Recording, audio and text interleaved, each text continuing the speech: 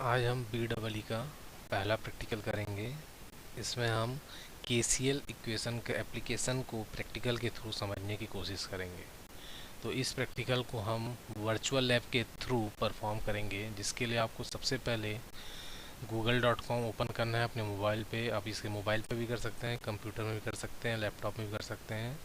तो सबसे पहले google.com में जा विंडो को ओपन करिए। उसके बाद उसमें वी लैब्स करके आप सर्च करेंगे तो इसमें आपको पहला टैब भी दिखेगा वर्चुअल लैब का। इसमें आपको क्लिक करना है। जब इसमें आप ओपन करेंगे तो आपको एक MHRD के द्वारा बनाया हुआ वर्चुअल लैब की साइट ओपन होगा। इसमें आप स्क्रॉल करके आपको नीचे जाना है, जहाँ पे आपको broad areas of virtual lab करके टॉपिक मिलेगा। इसमें पहला टॉपिक है इलेक्ट्रॉनिक्स एंड कम्युनिकेशन। जब आप इसमें क्लिक करेंगे तो आपको एक पेज ओपन होगा जिसमें लिखा रहेगा लैब्स रेडी फॉर यूज़। इसमें आपको स्क्रॉल करते हुए सबसे नीचे जाना है, जहाँ पर आपको मिलेगा इलेक्ट्रिक सर्किट लैब। इस टैब पे आपको क्लिक करना है तो एक नया विंडो ओपन होगा जो we lab value at the rate Amrita नाम से होगा, जो अमृता विश्वविद्यापीठम द्वारा बनाया गया है। इसमें इलेक्ट्रिक सर्किट के या बहुत सारे प्रैक्टिकल्स दिए गए हैं, जिसमें से हमको जो प्रैक्टिकल परफॉर्म करना है वह है किरचॉफ्स लॉ। इसके बाद हम इस किरचॉफ्स लॉ में क्लिक करेंगे। जब इसमें क्लिक करते हैं तो एक नया विंडो ओपन होता है जिसमें बहुत सारे अलग अलग डिफरेंट टैब दिए रहते हैं। जिसमें पहला टैब है थ्योरी का, जिसमें किरचॉफ्स लॉ से रिलेटेड थ्योरी दिया हुआ है। अगला टैब है प्रोसीजर का, जिसमें प्रोसीजर बताया गया है कि किस तरीके से हमको परफॉर्म करना है, कौन से कंपोनेंट यूज़ हो सकते हैं इसमें, उसके बारे में डिटेल्स दिया गया है। उसके बाद नेक्स्ट है सेल्फ इवेल्युएशन। उसके बाद है सिमुलेटर, असाइनमेंट, रेफरेंस और फीडबैक। तो सबसे पहले प्रैक्टिकल करने से पहले हम थोड़ा सा इसका थ्योरी को स्टडी कर लेंगे कि किरचॉफ लॉ होता क्या है। तो किरचॉफ्स के द्वारा दो लॉ प्रोवाइड किए गए हैं। एक होता है किरचॉफ्स करंट लॉ और दूसरा होता है Kirchhoff's voltage law. Kirchhoff's current law के अनुसार किसी भी नोड पर आने वाली और जाने वाली करंट का एल्जेब्रिक सम इक्वल होता है, या सॉरी एल्जेब्रिक सम जीरो होता है, या दूसरे वर्ड में कहें तो किसी भी नोड पर आने वाली करंट और जाने वाली करंट दोनों इक्वल होती है। जैसे यहाँ पे I1, I2, I3, I4 चार करंट हैं, जिसमें से I1, I2 और I3 इनपुट का इनकमिंग करंट है तथा I4 आउटगोइंग करंट है। तो यहाँ पे हम क्या बोल सकते हैं, I1 plus I2 plus I3 equal to I4, मतलब जो इनकमिंग करंट है और जो आउटगोइंग करंट है दोनों की वैल्यू सेम होगी। दूसरा लॉ होता है किरचॉफ वोल्टेज लॉ, जो कि क्लोज सर्किट के लिए दिया गया है। इसके अनुसार किसी भी क्लोज सर्किट में अप्लाइड वोल्टेज और जितने भी IR ड्रॉप्स हैं उनका एल्जेब्रिक सम ज़ीरो होता है। तो अभी हम पहले प्रैक्टिकल में KCL या किरचॉफ्स करंट लॉ को अप्लाई करके देखेंगे, जिसमें इनकमिंग करंट और आउटगोइंग करंट दोनों की वैल्यू इक्वल होगी। ये हम प्रूव करके देखेंगे। तो इसके बाद आपको सिमुलेटर वाले टैब पर क्लिक करना है। जब आप सिमुलेटर टैब पर क्लिक करेंगे तो आपको इस तरीके से विंडो ओपन होगा, जिसमें आपको लिखा रहेगा sign in to view the content, login या फ्री साइन अप। तो आप इसमें फ्री साइन अप में क्लिक कर सकते हैं। फ्री साइन अप में क्लिक करेंगे तो आपको एक विंडो ओपन होगा, जहाँ पे आपको अपने डिटेल्स यहाँ पे रजिस्टर करने के लिए डिटेल्स यहाँ पे एंट्री करना है, या आप कोई भी इनमें से एक अकाउंट जो आप इसमें रजिस्टर कर चुके हैं उसके थ्रू ओपन कर सकते हैं। तो मैंने यहाँ पे याहू का अकाउंट रजिस्टर किया हुआ है, तो मैं याहू का ID डाल के वहाँ से ओपन करूँगा। तो यहाँ पे मैं याहू का ID और पासवर्ड डाल के इसको ओपन करता हूँ। तो ये मेरा याहू ID है। यहाँ पे मैंने अपना पासवर्ड टाइप कर लिया है। फिर मैं यहाँ पे लॉगिन करता हूँ। तो जैसे ही लॉगिन करूँगा तो ये यहाँ पे मेरे पे लॉगिन हो चुका है यहाँ पे मेरा। फिर यहाँ पे जब आप लॉगिन कर लेंगे तो आपको इस तरीके से एक पेज ओपन होगा, DC सर्किट सिमुलेशन। यदि ये पेज ओपन नहीं होता तो आप फिर से वर्चुअल लैब में जाकर इलेक्ट्रिक सर्किट लैब में क्लिक कर देंगे तो वापस किरचॉफ्स करंट लॉ को सेलेक्ट करने पर ये पेज ओपन हो जाएगा। तो कई बार यहाँ पे हमको फ्लैश प्लेयर को परमिशन ग्रांटेड नहीं रहता, तो यहाँ पे आपको फ्लैश प्लेयर ब्लॉक करके दिखाता है। यहाँ पे ऑप्शन दिखाएगा तो वहाँ से आप उसको फ्लैश प्लेयर को अलाउ कर दीजिए। उसके बाद आप उसको जब रन करेंगे तो आपको इस पेज ओपन हो जाएगा। तो यहाँ पे आप देखेंगे कि राइट साइड में हमको बहुत सारे कंपोनेंट दिए हुए हैं, जिसमें हमारा जैसे ये पहला स्विच है, दूसरा नॉन कॉन्टेक्ट मीटर दिया हुआ है, तीसरा वोल्ट मीटर दिया हुआ है, एक बल्ब दिया हुआ है, रजिस्टर दिया हुआ है, वायर्स दिए हुए हैं, एमीटर है और बैटरी है। तो इनका यूज़ को हमको करना है प्रैक्टिकल में सिमुलेशन सर्किट बनाने के लिए। तो आपको जिस भी कंपोनेंट की आवश्यकता है उसे आप सिंपली क्लिक करके टच करेंगे और ड्रैग एंड ड्रॉप सिस्टम का यूज़ करके यहाँ पे लाके छोड़ देंगे। तो यहाँ पे जैसे मैंने सबसे पहले एक रजिस्टर को यहाँ पे लाया है, रजिस्टर को मैंने यहाँ पे लाके छोड़ा। अब जैसे ही आप यहाँ क्लिक करेंगे तो यहाँ पे आपको रेजिस्टेंस की वैल्यू गिवन है। रेजिस्टेंस की वैल्यू 10 यहाँ पे दिखा रहा है, तो उसके लिए कलर कोडिंग है। यदि आप रेजिस्टेंस की वैल्यू चेंज करेंगे यहाँ से, तो कलर कोडिंग ऑटोमेटिक यहाँ पे चेंज हो जाएगा। तो आप जिस भी वैल्यू का रेजिस्टेंस लेना चाहें वो वैल्यू का रेजिस्टेंस यहाँ पे आप बना सकते हैं। तो मैं सबसे पहले 10 ओम का रजिस्टर ही यूज़ करता हूँ। अब केसीएल अप्लाई करने के लिए मुझे एक नोड बनाना है, तो नोड बनाना मतलब उसमें 2 या 2 से अधिक ब्रांच होने चाहिए। तो मैं एक काम करता हूँ कि मैं 2 रजिस्टेंस ले लेता हूँ। यहाँ पे मैं 2 रजिस्टेंस ले लेता हूँ। आप चाहें तो इससे ज़्यादा रेजिस्टेंस भी पैरेलल में लेके कनेक्ट करके केसीएल अप्लाई कर सकते हैं। अब वोल्टेज सोर्स बनाने के लिए हमको डीसी सर्किट में बैटरी का यूज़ किया जाता है, तो ये बैटरी मैं यहाँ पे ले आया। अब मेरे को बैटरी को वर्टिकल में कन्वर्ट करना है, तो आप दोनों में से किसी भी एक छोर को पकड़ के वर्टिकल हॉरिजॉन्टल जिस भी डायरेक्शन में आपको मूवमेंट कराना है आप मूवमेंट करा सकते हैं। तो यहाँ पे ये मेरा बैटरी यहाँ पे कनेक्ट हो चुका है, यहाँ पे आ गया है। ये मेरे रेजिस्टेंस आ चुके हैं, 2 रेजिस्टेंस जिनकी वैल्यू है 10 ओम की। अब मुझे बस इस बैटरी और इस रेजिस्टेंस को कनेक्ट करना है, जिसके लिए मैं वायर्स का यूज़ करूँगा। तो ये मैं वायर्स को ड्रैग एंड ड्रॉप सिस्टम का यूज़ करके यहाँ पे लाता हूँ। तो आप एक चीज़ याद रखेंगे, जब भी हम इस तरीके से किसी भी चीज़ को यहाँ पे ड्रॉप करते हैं तो उसके दोनों एंड पे सर्कल के टाइप का दिख रहा होगा आपको, पिंक कलर में, लाइट पिंक कलर में आप बोल सकते हैं, वो दिखेगा। तो जब भी हम किसी 2 जंक्शन को या 2 पॉइंट्स को कनेक्ट करते हैं, तो जब वो इस तरीके से ब्लू पोजीशन में आएगा, ब्लू या ग्रे आप जो भी इसे बोल सकें, और उसके मतलब उसको पकड़ने के बाद हमको दोनों चीज़ें एक साथ मूव होगी, तभी वो कनेक्शन स्टेब्लिश कहलाएगा।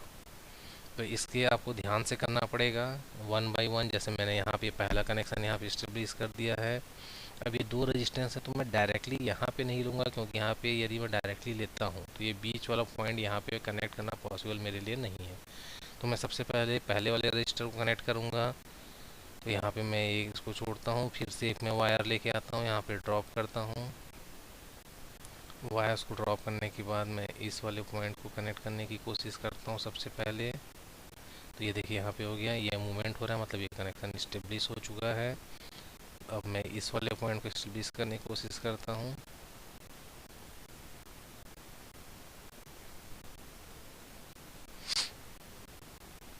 तो मेरा ये पॉइंट भी स्टेब्लिश हो चुका है। इसी प्रकार से आपको 1 बाई 1 अलग अलग पॉइंट को, ये जैसे ये स्टेब्लिश हो गया यहाँ पे, इस पॉइंट को मैं यहाँ तक ले आता हूँ। तो ये आपके प्रैक्टिस पर डिपेंड करेगा, आप जितना ज़्यादा प्रैक्टिस करेंगे उतनी जल्दी आप इस पॉइंट को स्टेब्लिश कर सकते हैं। ये मैं यहाँ पे फिर लिया, जैसे ये मेरा यहाँ स्टेब्लिश हो गया, इस पॉइंट को यहाँ लिया, ये भी स्टेब्लिश हो चुका है मेरा। सेम बैटरी के जो ब्लू वाला टर्मिनल है, निगेटिव टर्मिनल, उसको मैं कनेक्ट करूँगा दूसरे साइड से। तो यहाँ पे मेरा ये ब्लू वाला टर्मिनल कनेक्ट हो गया। एक वायर मैं लूँगा फिर से सेकंड साइड के लिए। तो ये वायर यहाँ पे मैं स्टेब्लिश यहाँ पे कनेक्ट हो चुका है। फिर से मैं वायर लेके आऊँगा, इस वायर को मैं यहाँ पे स्टेब्लिश करूँगा। फिर आप इसको मूवमेंट करके ऐसे आगे पीछे छोटा बड़ा जैसा चाहें आप उसे रोटेट कर सकते हैं। तो सबसे 1 बाई 1 आपको एक एक करके सभी उसको जंक्शन को, पॉइंट्स को, नोड को कंप्लीट करना है। यदि आपका इस तरीके से दिख रहा है मतलब ये पॉइंट अभी कनेक्टेड नहीं हुआ है, सबसे पहले आपको कनेक्ट है। जैसे आप कनेक्ट होंगे तो आप यहाँ पे एक ऑप्शन आ जाएगा स्प्लिट जंक्शन। तो जैसे ही हम इसको मूवमेंट कराएंगे तो इस तरीके से पूरा का पूरा पॉइंट एक साथ मूवमेंट हो सकता है। तो इसके बाद फिर मैं यहाँ पे लास्ट पॉइंट जो मेरा बचा, ये देखिए अब यहाँ पे मैं क्लिक करता हूँ, यहाँ मेरे केवल शो वैल्यू दिखा रहा है। जैसे ही ये पॉइंट यहाँ पे कनेक्ट होगा, यहाँ पे आप देखिए ये जैसे ही ये पॉइंट कनेक्ट होगा, यहाँ पे मेरे को स्प्लिट जंक्शन का ऑप्शन भी आ जाएगा। तो इस प्रकार से एक एक करके मुझे सभी पॉइंट्स को कनेक्ट करने हैं।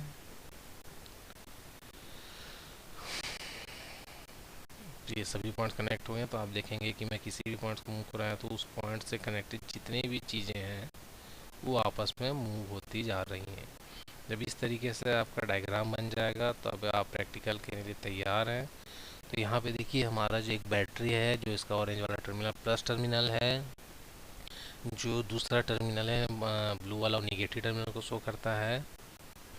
यहाँ से करंट फ्लो माइनस से प्लस की ओर फ्लो होगा। जब इस पॉइंट पर पहुँचेगा तो करंट या तो इस 10 ओम की तरफ जाएगा और आधा इस 10 ओम की तरफ जाएगा। तो यहाँ पे ये जो बैटरी है इसका हम यदि ये स्कीमेटिक देखना चाहें तो इस तरीके से हम देख सकते हैं, और यदि हमको इसको इस तरीके से देखना है तो इस तरीके से भी इसको देख सकते हैं। तो यहाँ पे जो हमारा बैटरी यूज़ है ये 9 वोल्ट का बैटरी है। ये जो रजिस्टर है 10 ओम का रजिस्टर, ये 10 ओम का रजिस्टर। तो यदि हम इसको सॉल्व करते हैं थ्योरेटिकली तो हमारा ये जब दो सेम वैल्यू के रेजिस्टेंस सीरीज़ में पैरेलल में कनेक्टेड होते हैं तो उनका इक्विवेलेंट रेजिस्टेंस जस्ट उसका हाफ होता है। तो 10 और 10 का रेजिस्टेंस है, उसका इक्विवेलेंट रेजिस्टेंस 10 का इक्विवेलेंट और 10 का इक्विवेलेंट रेजिस्टेंस कितना हो जाएगा हमारे पास 5 ओम। और यहाँ पे हमारा करंट की वैल्यू वो बैटरी की वैल्यू है 9 वोल्ट। तो जब हम 9 डिवाइड बाई 5 निकालेंगे तो हमारे पास सोर्स करंट की वैल्यू मिल जाएगी, जो लगभग होती है, एक मिनट में आपको बताता हूँ। सोर्स करंट की वैल्यू 9/5 मतलब 1.8 एम्पियर। मतलब इस पॉइंट से जो भी करंट फ्लो होगा थियोरेटिकली वो है 1.8 एम्पियर। जो इस पॉइंट पर आने के बाद, क्योंकि दोनों इक्वल रेजिस्टेंस है इसलिए दोनों में सेम अमाउंट मतलब 0.9 एम्पियर यहाँ पे फ्लो होगा, 0.9 एम्पियर इस पॉइंट पे फ्लो होगा। तो मैं करंट की वैल्यू को मेज़र करने के लिए हम एक नॉन कॉन्टैक्ट एमीटर यहाँ पे लिखा हुआ है, इस एमीटर का यूज़ करते हैं। तो हमको कुछ नहीं करना, इस एमीटर को ये वाला जो क्रॉस वाला सर्कल करके यहाँ पे जो दो क्रॉस बने हुए हैं इसको लेके हमको जिस भी ब्रांच में हम कनेक्ट करेंगे उस ब्रांच के क्रॉस हमको करंट की वैल्यू फाइंड हो जाएगी। तो जैसा ही देख रहे हैं कि अब यहाँ से लेके इस पॉइंट तक ये एक ही पॉइंट है पूरा, तो यहाँ पे 1.8 एम्पियर दिख रहा है। आप यहाँ पे चेक करेंगे तो यहाँ भी 1.8 एम्पियर दिखेगा। तो जहाँ पे चेक करेंगे तो 1.8 एम्पियर दिखेगा, यहाँ चेक करेंगे तो 1.8। मतलब जो हमारा सोर्स से करंट निकल रहा है या वापस जो सोर्स पे आ रहा है उसकी वैल्यू कितनी है 1.8 एम्पियर। अब जब हमको यदि इस ब्रांच में करंट जानना है कि वैल्यू फाइंड करना है तो हमको उसको इस नोड पे ले आएंगे। तो जैसे ही हम इसको इस नोड पे लेके जाएंगे तो हमको इस नोड के क्रॉस देखिए 0.9 एम्पियर, मतलब 1.8 में से 0.9 एम्पियर का करंट हमको यहाँ फ्लो हो रहा है और जो दूसरा 0.9 एम्पियर का करंट है वो यहाँ पे फ्लो हो रहा है। ये दोनों हमारे आउटगोइंग करंट है। और इसके यहाँ पे जो सोर्स करंट आ रहा है उसकी वैल्यू हम यदि चेक करना चाहें तो यहाँ पे हम चेक कर सकते हैं 1.8 एम्पियर। मतलब जो इनकमिंग करंट की वैल्यू है 1.8 एम्पियर और जो आउटगोइंग करंट की वैल्यू है 0.9 प्लस 0.9 मतलब 1.8 एम्पियर। तो इनकमिंग करंट और आउटगोइंग करंट की वैल्यू सेम हो रही है। मतलब हमारा केसीएल का जो लॉ बोलता है कि किसी भी नोड पर आने वाली करंट और उस नोड से जाने वाली करंट उनकी वैल्यू सेम होती है, ये यहाँ पे प्रूव होता है। यदि हम उसको इस डायरेक्शन में देखें, यहाँ पे देखें, तब भी आपको वहाँ पे भी वही वैल्यू मिलेगा। जैसे ये हो गया हमारा 1.8 एम्पियर ये सोर्स करंट है, यहाँ पे हम देखेंगे तो ये 0.9 एम्पियर, यहाँ पे देखेंगे 0.9 एम्पियर। तो ये करंट क्या लेफ्ट से राइट फ्लो होते नीचे आएंगे। मतलब इस पॉइंट पे यदि हम इस जंक्शन पे देखें तो ये जंक्शन हमारा कहलाएगा क्या, यहाँ पे ये दो 0.9 है और 0.9 है इनकमिंग करंट है और 1.8 आउटगोइंग करंट। तो फिर से incoming current 0.9 plus 0.9 equal to 1.8 ampere होता है और यहाँ पे आउटगोइंग करंट 1.8 एम्पियर। तो यहाँ पे हमारा जो केसीएल का लॉ है यहाँ पे प्रूव होता है। अब इसी में यदि आपको इस जो भी वैल्यू आपने फाइंड किया उसको एक एक्सेल फाइल में आपको बनाना है, तो एक्सेल फाइल में आपको क्या क्या एंट्री करना पड़ेगा। सबसे पहले रजिस्टेंस R1 की वैल्यू फाइंड करना पड़ेगा, दूसरा टैब रहेगा रजिस्टेंस R2, फिर यहाँ पे एक तीसरा मैं देता हूँ R इक्विवेलेंट ओवरऑल रजिस्टेंस, चौथा आपका वोल्टेज का वैल्यू आप रख सकते हैं। यदि वो पांचवा जो टैब है हमारा I equal to source current हम इसको बोल सकते हैं आई एस इक्वल टू हमारा हो जाएगा V/R इक्विवेलेंट। इसके बाद नेक्स्ट हम रख सकते हैं I1 करंट जो R1 के क्रॉस होगा, नेक्स्ट हो जाएगा हमारा I2 करंट जो कि R2 के क्रॉस होगा। अब पहले वाले स्टेप में हमने देखा कि जो हमारा R1 है इसकी वैल्यू है 10 ओम, R2 की वैल्यू भी है 10 ओम, आर इक्विवेलेंट वैल्यू 10 और 10 का हमारे पास निकला 5 ओम, वोल्टेज हमारा है 9 वोल्ट। तो IS जब हम निकालेंगे 9/5 तो इसकी वैल्यू हो जाएगी 9 डिवाइड बाई 5, तो इसकी वैल्यू हमारे पास आई 1.8।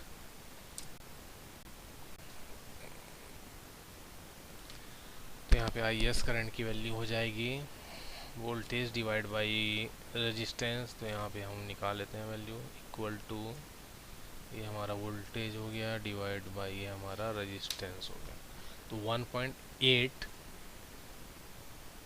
एम्पियर ये हमारा आ गया IS करंट की वैल्यू। I1 की करंट की वैल्यू हम निकालेंगे यहाँ पे, तो डायरेक्टली हमारे पास दोनों सेम रेजिस्टेंस है तो डायरेक्ट हम दो पार्ट में डिवाइड कर सकते हैं। तो ये हो जाएगा हमारा क्या, equal to E3 divide by 2। Same यहाँ पे ये भी हमारा होगा equal to E3 divide by तो 0.9 ये हमारा थियोरेटिकल वैल्यू है। इसी को जब हमने प्रैक्टिकल में चेक किया तो यहाँ पे हमने देखा ये हमारा 1.8 एम्पियर का सोर्स करंट है जो दो पार्ट में डिवाइड हो रहा है। I1 करंट हम इसको मानते हैं 0.9 एम्पियर और ये भी हो गया हमारा I1 करंट 0.9 एम्पियर। अब हम यदि दूसरा कोई वैल्यू चेक करना चाहें तो हम मान लो रेजिस्टेंस की वैल्यू हम चेंज करते हैं। मान लो रेजिस्टेंस की वैल्यू 20 लेते हैं, यहाँ पे भी 20 लेते हैं। इक्विवेलेंट रेजिस्टेंस 20 और 20 का 10 हो जाएगा। वोल्टेज यदि हम फिक्स रखते हैं 9 ओम तो यहाँ पे हमारा करंट का वैल्यू हो जाएगा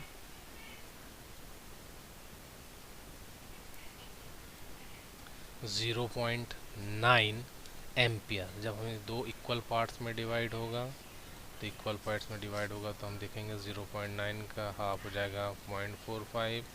सेम यहाँ पे भी 0.9 का 0.45, मतलब जो 20 ओम का रेजिस्टेंस हम पैरेलल में कनेक्ट करेंगे तो जो सोर्स करंट होगा 0.9 एम्पियर और जो दो पार्ट्स में डिवाइड होगा करंट होगा 0.45 एम्पियर एंड 0.45 एम्पियर। अब इसको हम प्रैक्टिकल में सिमुलेशन सर्किट में चेक करके देखते हैं। तो सबसे पहले हमको यहाँ पे इस रेजिस्टेंस की वैल्यू चेंज करनी पड़ेगी। तो इसके लिए हमको क्या करना है, इस रेजिस्टेंस पर क्लिक करेंगे और यहाँ पे जो 10 लिखा है इसको 20 लिख के हम एंटर कर देंगे। तो जैसे ही हम 20 एंटर करेंगे यहाँ पे कलर कोड चेंज हो जाएगा और इस रेजिस्टेंस की वैल्यू हो जाएगी 20 ओम। अब हम दूसरे रेजिस्टेंस की वैल्यू भी चेंज करते हैं, इससे भी हम 20 ओम करते हैं। तो यहाँ पे दो रेजिस्टेंस हो चुके हैं 20 ओम के जो पैरेलल में कनेक्टेड है और बैटरी है 9 वोल्ट का। फिर से हम इस नॉन कॉन्टैक्ट एमीटर को लेकर आते हैं पहले सोर्स के पास। तो सोर्स के पास जैसे ही हम ला के यहाँ पे टच करते हैं तो हम देखेंगे हमारा सोर्स करंट की वैल्यू होती है 0.9 एम्पियर, जो कि हमारे थियोरेटिकल वैल्यू 0.9 एम्पियर से मैच करती है। इसके बाद हम देखते हैं जो ब्रांच करंट है, पहला ब्रांच करंट यहाँ पर हम जब लेके आते हैं तो यहाँ पर हम देखते हैं यह 0.45 एम्पियर, जिसे हम I1 नाम दिए हैं। ये दूसरा ब्रांच करंट है, इसका वैल्यू भी 0.45 एम्पियर, जिसे हम I2 दिए हैं। तो ये जो वैल्यू है हमारे इस थियोरेटिकल वैल्यू से मैच करती है। तो यदि हम ये कॉलम E, F और G को देखा है तो यहाँ पे जो भी इनपुट करंट है, जो कॉलम E हमारा इनपुट करंट की तरह है और जो F और G वो आउटपुट करंट, तो इन तीनों कॉलम को देखकर हम ये बोल सकते हैं कि किसी भी नोड पर इनकमिंग करंट और आउटगोइंग करंट की वैल्यू इक्वल होती है। तो इसमें हम रेजिस्टेंस की वैल्यू चाहे बैटरी की वैल्यू, दोनों की वैल्यू चेंज कर करके हम बहुत सारे अलग अलग वैल्यू काउंट कर सकते हैं और टेबल के फॉर्मेट में उसको बनाकर KCL को प्रूव कर सकते हैं। Thank you.